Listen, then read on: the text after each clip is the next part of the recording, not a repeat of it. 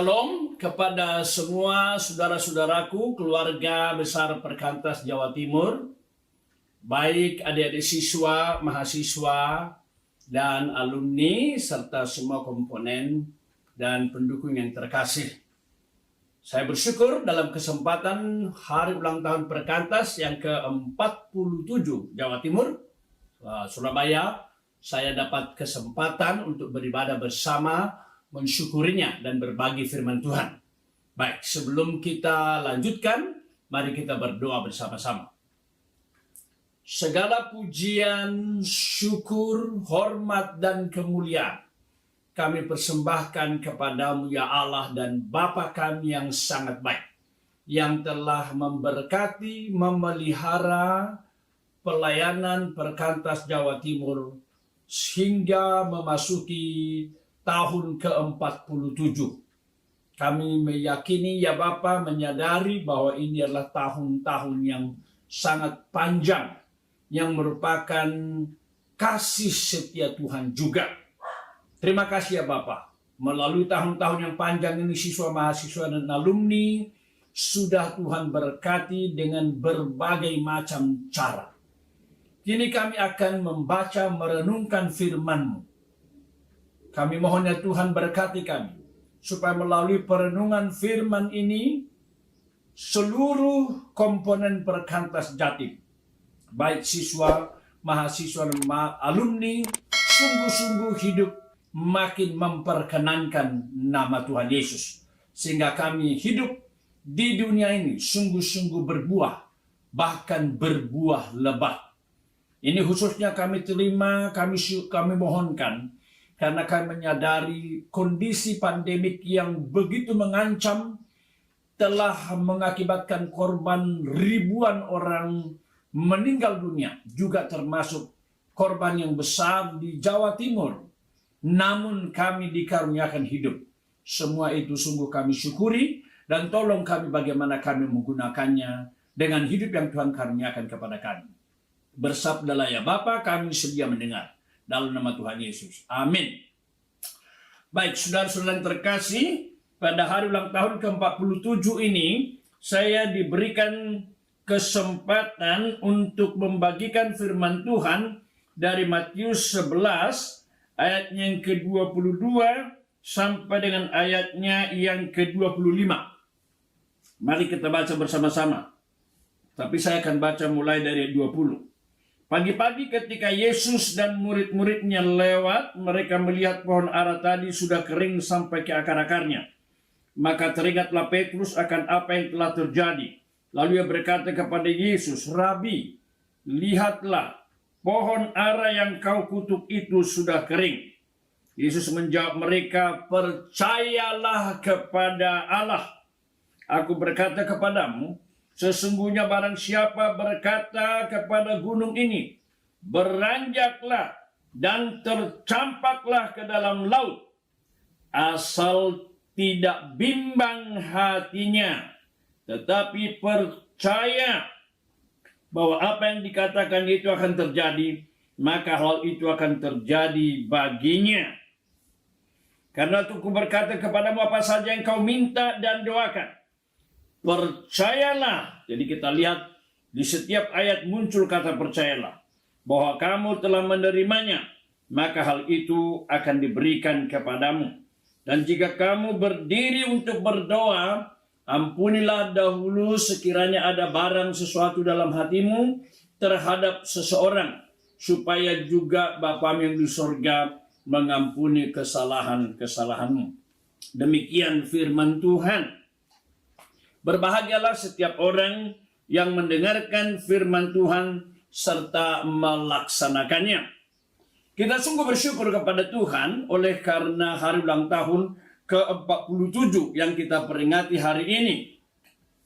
Sungguh, sebagaimana saya doakan tadi, ini merupakan satu tahun yang sangat panjang, yang pada saat yang sama, saya yakin saudara-saudara setuju, bahwa ini menyatakan kasih setia Allah. Great is thy faithfulness. Besar setiamu. Lebih dari 40 tahun, 47 tahun Allah sudah memelihara persekutuan kita. Banyak perkara-perkara besar terjadi. Mata saya sendiri menyaksikan itu.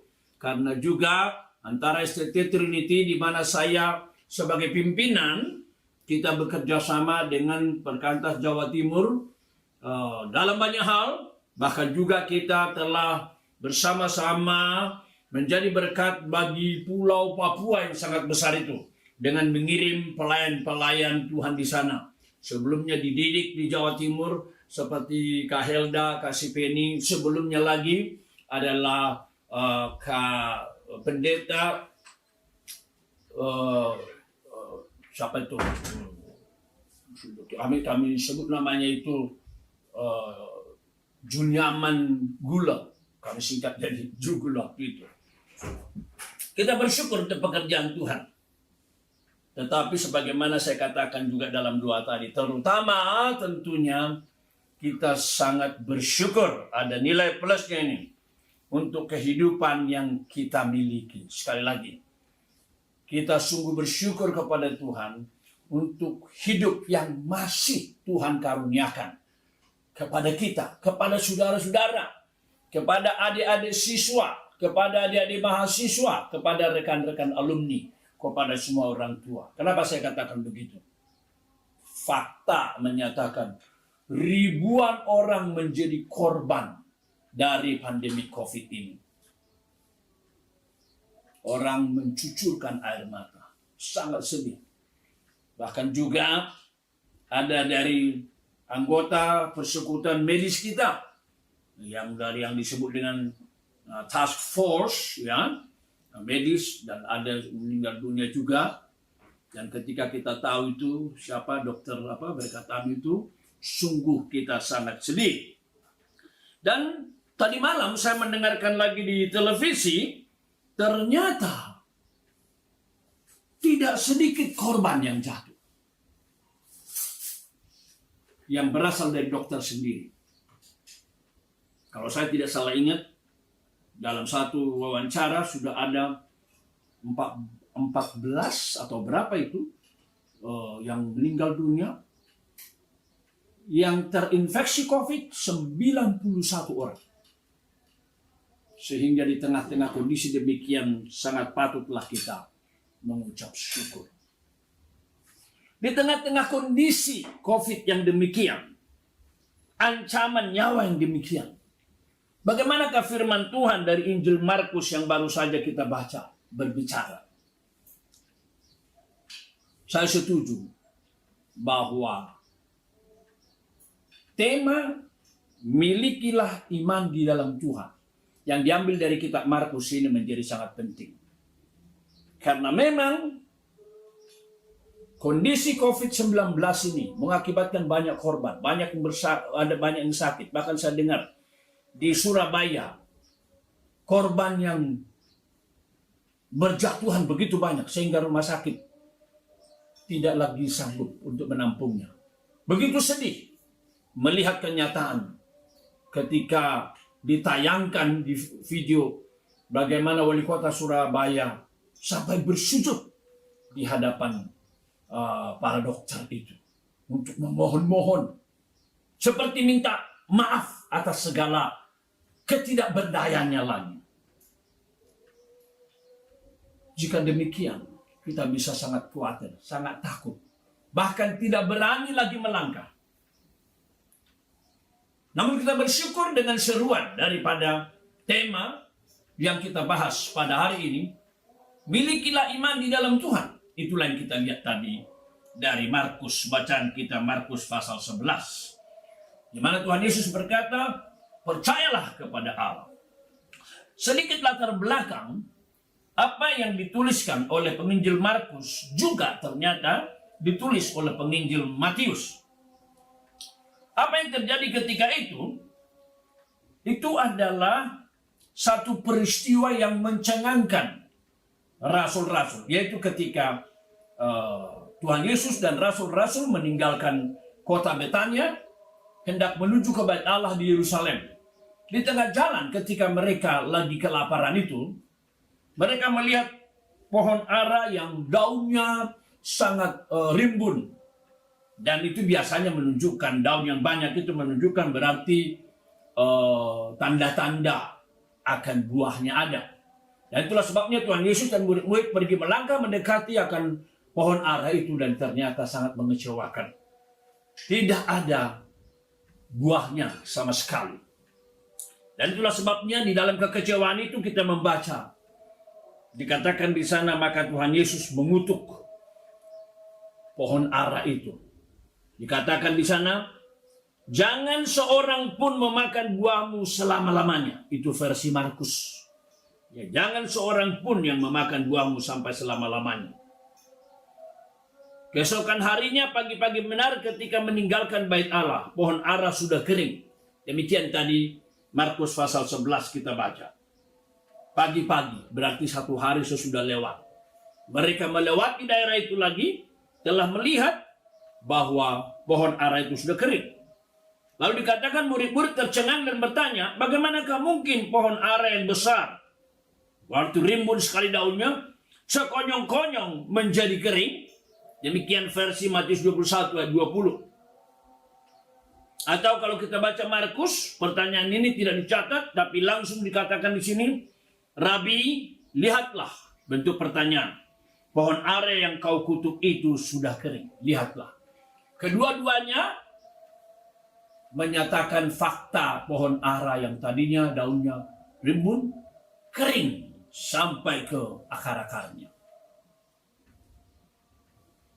Meresponi itu, muncullah sabda Tuhan Yesus tadi.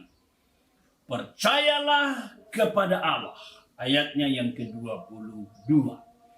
Percayalah kepada Allah. Dalam bahasa Yunani, kata yang digunakan ekete pistin teu. Secara harfiah bisa dimengerti, milikilah ekete, iman kepada Allah. Puji Tuhan. Inilah perintah daripada Tuhan Yesus.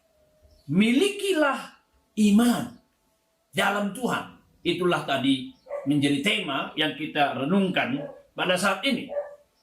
Dari segi tata bahasa, maka perintah ini bersifat present, aktif, imperatif. Present dalam Yunani berarti bersifat continuous, terus menerus. Tuhan Yesus sedang mengatakan melalui peristiwa tersebut, biarlah kalian murid-muridku memiliki iman di dalam Allah seumur hidupmu, maka peristiwa-peristiwa besar akan terjadi. Demikian yang kita baca. Kalau kita melihat iman seperti apa yang dibahas di sini, itulah yang saya katakan iman yang sejati. Iman yang sejati. Perintah yang diberikan oleh Tuhan Yesus kepada rasul-rasul adalah milikilah iman dalam Allah. Atau dalam terjemahan tema kita, milikilah iman dalam Tuhan. Iman seperti apa yang dimaksud oleh Tuhan Yesus? Itulah iman yang sanggup memindahkan gunung. Itu yang tadi kita baca. Di dalam ayat Markus tadi, maka Tuhan Yesus berkata, percayalah kepada Allah. Sesungguhnya barang siapa berkata kepada gunung ini, beranjaklah dan tercampaklah ke dalam laut, asal tidak bimbang hatinya, tetapi percaya bahwa apa yang dikatakannya itu akan terjadi, maka hal itu akan terjadi baginya. Sekali lagi saya baca, percayalah kepada Allah. Sesungguhnya barang siapa berkata kepada gunung ini, barang siapa, maksudnya orang beriman, yang memiliki iman. Jadi ini tidak dibatasi apakah dia alumni, atau apakah dia majelis, ataukah dia staf, pendeta, tidak. Batasannya adalah iman, sebagaimana tema kita ini. Barang siapa, siapa saja, siswa, mahasiswa, alumni, orang tua yang berkata kepada gunung ini, beranjaklah dan tercampaklah ke dalam laut, asal tidak bimbang hatinya, tetapi percaya bahwa apa yang dikatanya akan terjadi, hal itu akan terjadi. Wow, luar biasa, bukan? Barangkali kita bisa berespon, kok bisa? Ya, itulah yang dikatakan di sini. Yang penting diperkenalkan di sini miliki iman. Dan memang itulah yang sering kali kita baca di dalam Markus. Misalnya dalam Markus sebelumnya pasal 2 ayat 5. Dicatat di sana, ketika Yesus melihat iman mereka. Iman, bukan aktivitas, bukan kesibukan. Atau kita baca lagi Markus pasal 5 ayat 34. Hai anakku, imanmu telah menyelamatkan engkau. Sekali lagi, imanmu telah menyelamatkan engkau. Satu lagi, kalau kita baca Markus 10 ayat 52, kepada orang buta Tuhan Yesus memerintahkan, pergilah, imanmu telah menyelamatkan engkau. Pergilah, imanmu telah menyelamatkan engkau. Bukan saja mata yang buta melihat, tetapi lebih dari situ. Sebagaimana firman Tuhan katakan, Tuhan menjawab doa anak-anaknya lebih daripada yang dia minta. Yang dia minta adalah kesembuhan bagi matanya yang buta supaya bisa melihat. Tuhan mengatakan bukan hanya melihat jasmani, tapi juga melihat secara rohani. Itulah pola yang kita lihat dalam Alkitab. Dan kalau kita baca dalam Ibrani 11, wah, semua kita tentu tahu itu. Daftar-daftar orang beriman sepanjang perjanjian lama. Dan perkara-perkara yang terjadi akibat daripada beriman itu. Nanti akan kita lihat. Barangkali ada yang bertanya, adik-adik siswa barangkali bertanya, bagaimana iman yang sejati itu? Kalau kita bicara iman yang sejati, berarti ada iman yang tidak sejati. Betul. Betul, nanti akan kita lihat. Ada yang dianggap iman, padahal bukan iman. Iman-imanan, atau iman yang palsu. Nah, kalau kita bicara mengenai iman yang sejati, mari kita ingat. Iman yang sejati adalah iman yang berdasarkan firman Allah. Ini iman yang sejati. Kita tidak boleh berkata beriman, tetapi dasarnya bukan firman Allah. Nanti akan kita lihat dasarnya apa kalau begitu. Dan itulah yang kita baca dalam Roma pasal 10 ayat 17. Iman timbul dari pendengaran, pendengaran akan firman Tuhan. Iman timbul dari pendengaran, pendengaran akan firman Tuhan. Dan itu juga yang ditegaskan oleh teolog besar, Rasul Paulus. Orang benar akan hidup oleh imannya. Siswa yang benar hidup dalam iman. Mahasiswa yang benar hidup oleh iman. Alumni yang benar, sekalipun mungkin dalam masa pandemik ini pekerjaan makin gak jelas, rezeki makin tidak menentu, sakit penyakit di sana sini, tetapi dikatakan jangan hidup dalam ketakutan, jangan hidup dalam kecemasan, jangan hidup dalam frustrasi terlebih, tetapi hidup dalam iman. Karena apa? Itulah ciri khas kita. Orang benar akan hidup oleh imannya. Itu kutipan dari perjanjian lama kitab Habakuk. Dan itulah yang didemonstrasikan dalam perjanjian baru. Tentu kita sangat ingat peristiwa bagaimana di dalam Matius pasal 14 dan paralelnya, ketika Tuhan Yesus memerintahkan murid-murid pergi menyeberang lebih dahulu karena Tuhan Yesus akan berdoa, maka di tengah laut itu badai mengamuk. Maka perahu mereka hampir tenggelam. Tetapi apa yang terjadi? Tuhan segera mendatangi mereka. Di tengah-tengah kepanikan mereka, di tengah-tengah ketakutan mereka, di tengah-tengah sepertinya maut mengancam, Tuhan segera datang. Bukan terlambat, bukan terlalu cepat. Jadi saya setuju kalau orang berkata, Tuhan tidak pernah datang terlambat. Juga Tuhan kita tidak terlalu cepat. Dia selalu datang pada waktu yang tepat. Demi menolong rasul-rasul yang sedang kepayahan, terancam maut di Laut Galilea atau di Danau Galilea. Tuhan mengintervensi doanya. Karena waktu itu dikatakan dia berdoa ke gunung. Dan dia datang. Ketika dia datang, mula-mula mereka bilang, hantu, mereka ketakutan. Tapi Tuhan berkata, tenanglah, aku ini, ego eimi. Itu kalimat daripada Sang Allah perjanjian lama. Ketika Allah bersabda kepada Musa, aku adalah aku. Ego eimi. Tuhan Yesus kembali mengucapkan frasa yang sama. Yang menyatakan kealahannya. Ego ini. Tenanglah. Aku Allah. Sebagaimana Allah di perjanjian lama memimpin Musa. Aku sekarang oknum kedua Tritunggal. Memimpin kalian di tengah badai topan ini. Dan Petrus berkata, Tuhan, jika kau itu suruh aku berjalan.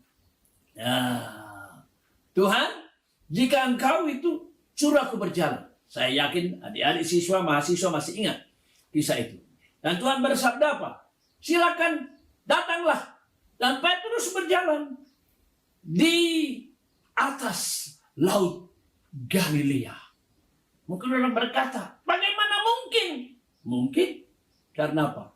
Kalau kita berkata tidak mungkin, pertanyaannya, who is God for you? Siapakah Allah bagimu? Allahmu itu kecil di dalam kotak atau Allahmu itu sangat besar? Seperti lagu sekolah minggu. Allahku besar, ya, ajaib dan perkasa, tiada yang mustahil baginya. Itulah Allah yang sejati. Itu sebabnya tadi kita baca, ketika kadang-kadang percaya jangan bimbang, perintahkan kepada gunung, beranjaklah, tercampaklah ke dalam laut. Akan terjadi. Itulah iman yang sejati. Dan itulah dampaknya. Itu sebabnya tema kita pada hari ini menyatakan miliki iman seperti itu. Masalahnya memang adalah bila iman itu palsu tapi dianggap asli. Nah, itu masalahnya. Iman yang palsu dianggap sejati. Bagaimana itu? Saya catat. Waspada terhadap iman yang palsu. Pertama diwaspadai. Iman bukan sugesti diri. Sugesti diri. Misalnya dia masih sakit, sebagaimana satu kisah nyata, dokter mengatakan harus istirahat dan harus betul-betul total bed rest. Orang ini kepanitiaan Natal di satu gereja yang sangat menekankan soal iman-iman itu. Lalu dia pakar apa? Dalam nama Yesus, saya sudah sembuh. Dia sibuk dari pagi, siang, sampai malam, manjat-manjat tiang listrik untuk memasang spanduk. Sampai satu ketika dia kepayahan, sakit kambuh, dan meninggal dunia. Mungkin mereka berkata, puji Tuhan, dia meninggal dalam Yesus, martir. Oke, pemahamannya demikian, mungkin. Tetapi kita mengatakan tadi, ternyata dia bukan beriman sejati. Dianggap iman. Tetapi itu sugesti diri. Waspada yang kedua. Iman bukan nekat.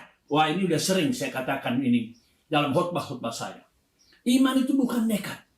Contoh yang sering saya ambil adalah, ini kisah nyata lagi. Ketika 3 orang mau menyeberang sungai Hans di Korea. Karena mereka mau memberitakan Injil. Ternyata mereka menemukan sungai itu baru mengalami banjir besar, banjir bandang. Akibatnya jembatan penyeberangan Tuhan. Maka mereka tidak bisa menyeberang.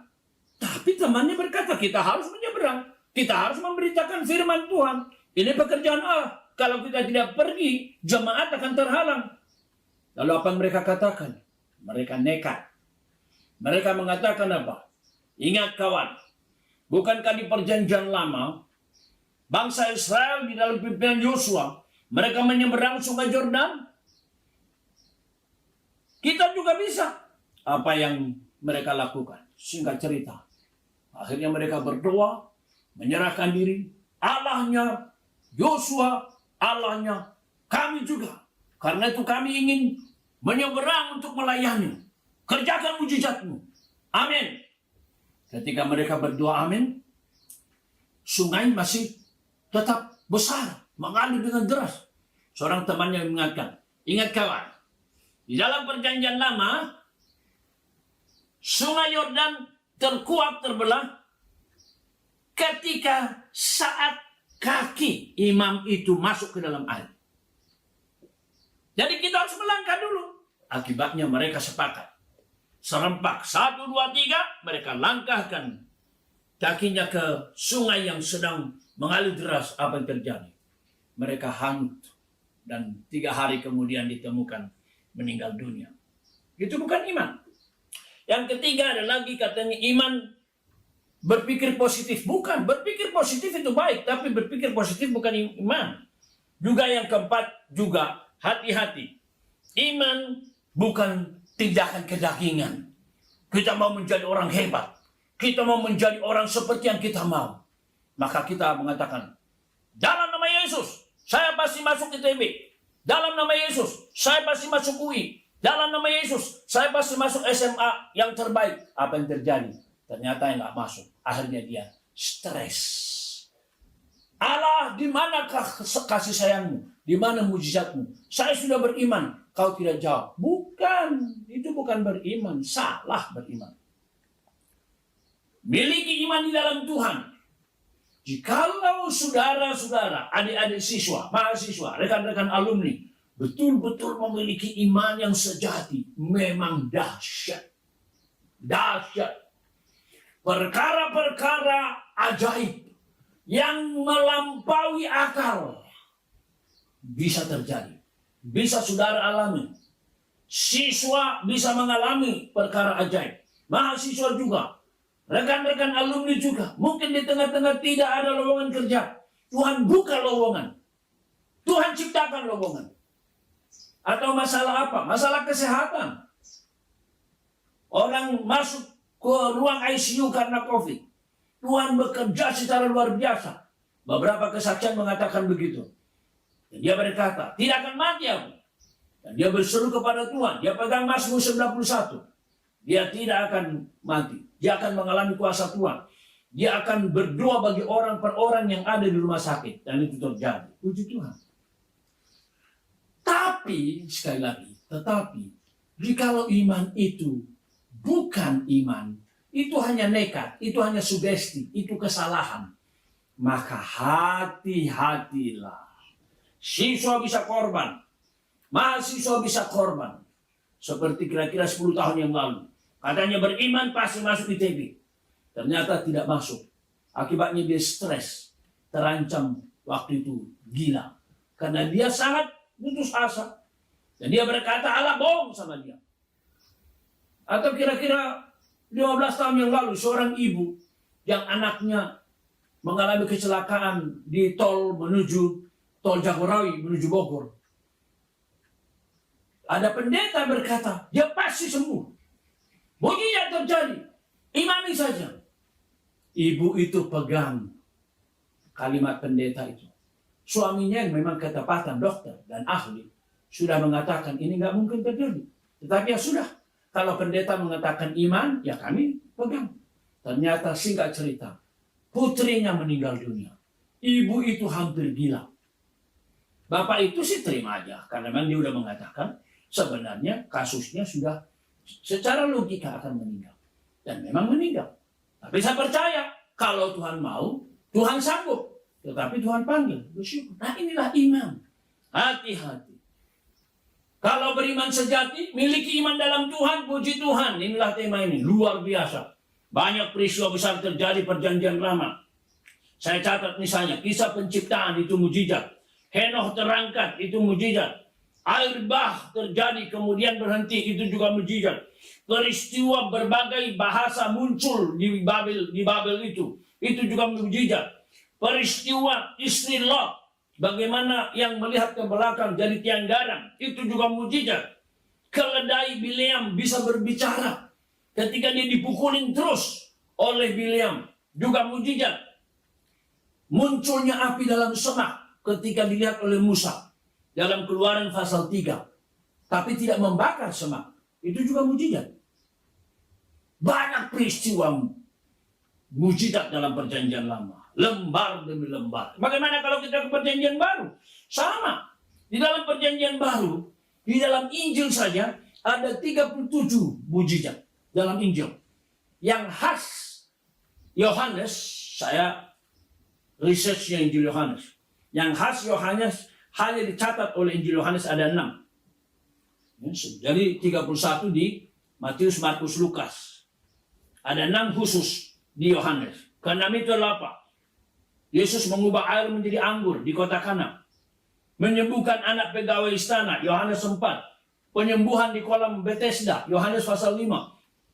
Menyembuhkan orang buta sejak lahir, Yohanes 9. Yesus membangkitkan Lazarus, Yohanes 11. Dan mujizat 150 ekor ikan di Danau Tiberias, Yohanes 21. Mujizat, banyak mujizat. Milikilah iman di dalam Tuhan. Wah, luar biasa, puji Tuhan.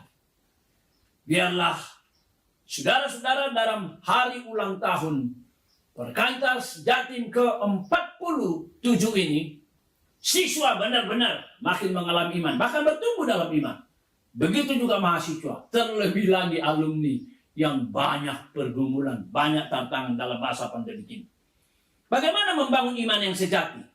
Nah, ini menjadi pertanyaan pergumulan banyak orang. Dan ini akan kita bahas pada bagian yang terakhir.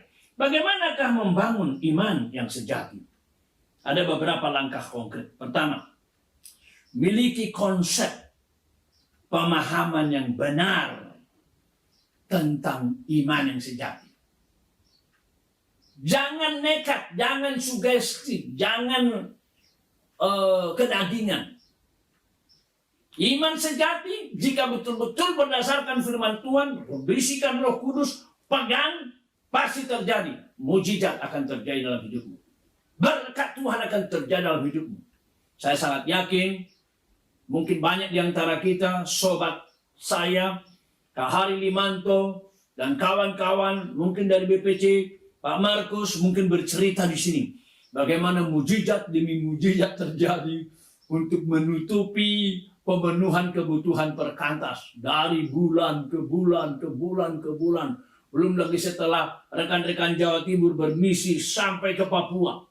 Mujizat terjadi. Kalau saya bicara sama sobat saya, Hari Limanto, wah, bisa seharian kita bicara tentang mujizat. Miliki konsep yang benar. Kalau konsepnya benar, itulah yang kita lihat sepanjang perjanjian lama, perjanjian baru. Itu yang kita lihat tadi sebenarnya di dalam peristiwa Tuhan Yesus. Percaya kepada Allah, miliki iman di dalam Allah. Supaya apa? Supaya peristiwa yang melampaui akal itu bisa terjadi. Yang kedua, miliki keyakinan teguh. Ya, keyakinan yang teguh. Karena apa? Roma pasal 10 ayatnya yang ke-17 berkata apa? Iman timbul dari pendengaran, pendengaran akan firman Tuhan. Jadi kita harus yakin benar berdasarkan iman yang sejati yang berasal dari firman Tuhan. Yang kita katakan tadi. Kita baca juga Yakobus pasal 5 ayat 16b. Doa orang benar bila dengan yakin didoakan, besar kuasanya. Miliki iman, keyakinan yang teguh. Yang ketiga, miliki kerinduan yang kuat untuk mengalami iman yang sejati. Mengalami mujizat demi mujizat. Mengalami berkat demi berkat. Jangan puas hanya menjadi orang Kristen sekedar-sekedarnya saja. Orang berkata, orang Kristen biasa-biasa saja. Siswa prestasi biasa-biasa. Mahasiswa prestasi biasa. Alumni yang biasa-biasa. Mari kita berkata seperti William Carey, Bapak Misi Modern. Minta perkara-perkara yang besar dari Allah. Dan kerjakan perkara-perkara besar bagi Allah. Ask the great things from God and do the great things for God. Ini hal yang ketiga. Miliki kerinduan.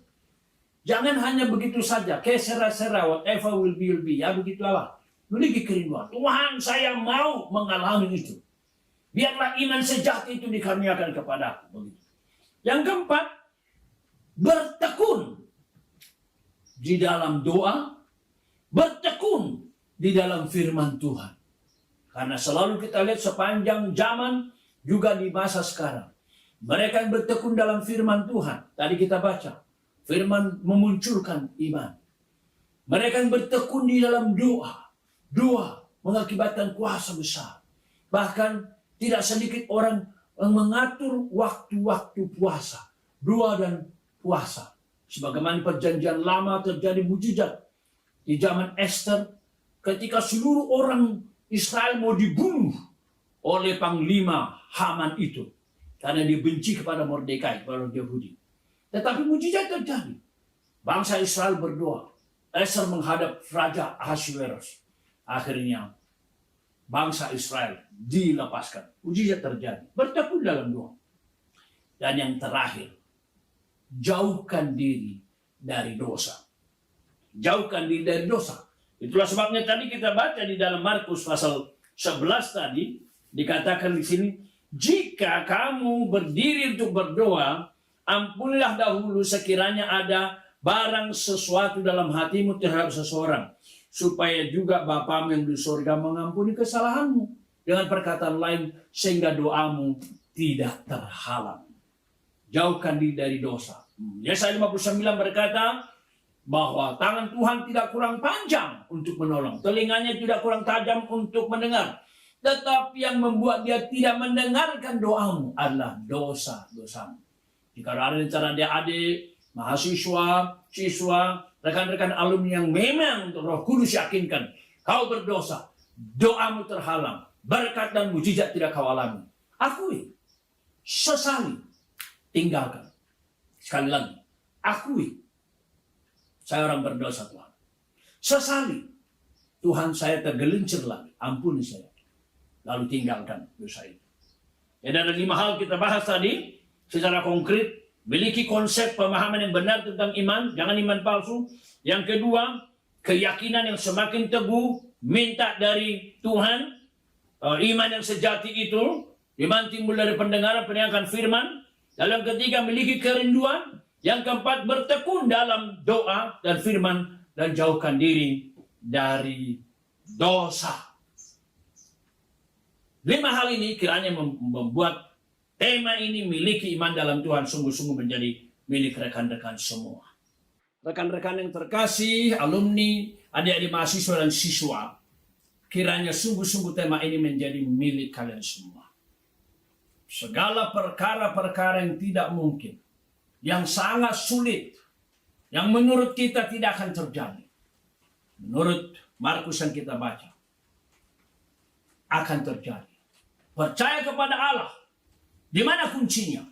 Bukan pada kita, kepada Allah yang sanggup merekayasa sehingga semua bisa terjadi. Sekali lagi ada orang berkata, itu bukan harfiah. Mana mungkin gunung diperintahkan beranjaklah, tercampaklah? Nggak mungkin. Maksudnya adalah lalu ditafsir ulang. Baik, bisa juga. Tetapi jika Allah mau melaksanakan firman-Nya secara literal, harfiah, bisa juga.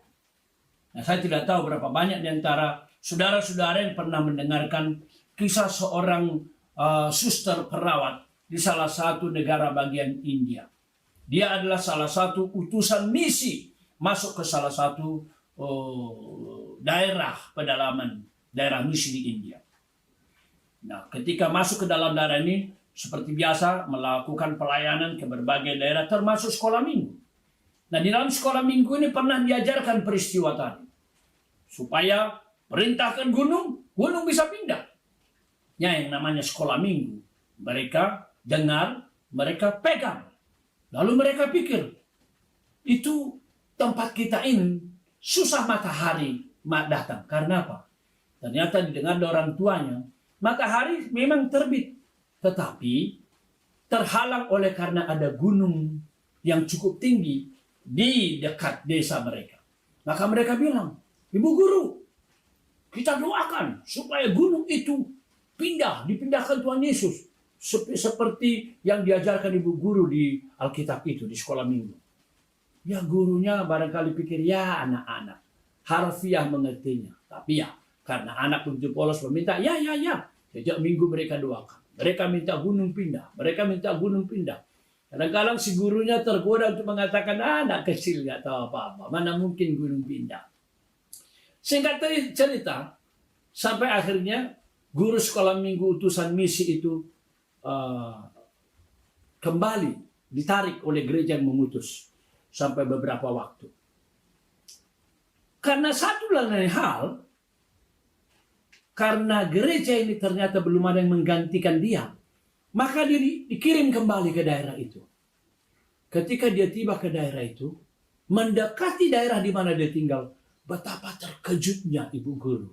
Karena apa? Ternyata gunung itu sudah tidak di sana. Apa yang terjadi? Di hari Minggu, murid-murid yang diajarnya itu, mereka bersyukur, mereka bersorak-sorai, bercerita kepada ibu guru. Ibu guru, Tuhan menjawab doa. Ibu guru, Tuhan menjawab doa. Apa yang terjadi sebenarnya? Nah, rupanya ada satu tempat lembah yang sangat dalam mau ditimbun oleh pemerintah negara bagian India. Maka ketika mereka menyelidiki akan gunung-gunung, kota-kota di berbagai tempat, bagaimanalah kita pikir ini menjadi rekayasa Tuhan ini? Allah meminta pejabat itu sehingga menggunting sekian meter dari gunung itu, itulah yang digali, kemudian menimbun lembah itu sampai akhirnya hampir rata dengan tanah. Jadi pindah. Bagaimana caranya? Tuhan yang Maha Kuasa tahu caranya.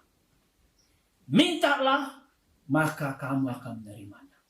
Percayalah. Kesulitan dalam siswakah? Kesulitan di dalam studikah? Kesulitan dalam biayakah? Kesulitan dalam koskah? Kesulitan dalam sakit penyakit? Kesulitan dalam karir pekerjaan? Masalah pandemik ini segala sesuatu menjadi tidak yakin. Kita tidak jelas. Tetapi satu hal jelas. Tuhan kita jelas. Firman-Nya jelas bahwa Allah turut bekerja dalam segala sesuatu mendatangkan kebaikan bagi kita yang percaya kepadanya. Milikilah iman di dalam Tuhan. Dan alamilah kuasanya, alamilah berkatnya. Selamat hari ulang tahun ke-47. Tuhan memberkati. Mari kita berdoa. Bapa di surga, kami sungguh bersyukur untuk firman-Mu yang boleh kami dengar. Terima kasih kami diperintahkan satu hal yang sangat penting dalam hidup kerohanian kami. Supaya kami memiliki iman dalam Tuhan. Benar ya Tuhan, ketika kami memiliki iman, maka terbukalah jalan. Kami menikmati berkat Tuhan yang berkelimpahan, mujizat Tuhan, kuasa Allah. Itulah yang kami saksikan, baik di perjanjian lama juga perjanjian baru. Hamba-Mu berdoa, memasuki ulang tahun ke-47 Perkantas di Jawa Timur, Tuhan mengaruniakan iman yang sejati, yang bahkan bisa memindahkan gunung. Gunung-gunung yang persoalan-persoalan besar dalam kehidupan, baik dalam adik-adik siswa, mahasiswa, dan alumni. Terima kasih Tuhan, berkati seluruh staf, supaya sehat sepikir, demikian juga mohon berkat-Mu kepada BPC dan BPR, supaya seluruh wilayah-wilayah Jawa Timur terus menjadi wilayah binaan yang membuat makin banyak orang percaya, beriman, dewasa, memuliakan nama Tuhan Yesus. Dengarlah doa kami, dalam kasih dan kuasa-Mu kami berdoa. Amin. Shalom, Tuhan berkati. Dan semua yang lahir dari Allah mengalahkan dunia. Dan inilah kemenangan yang mengalahkan dunia, iman kita.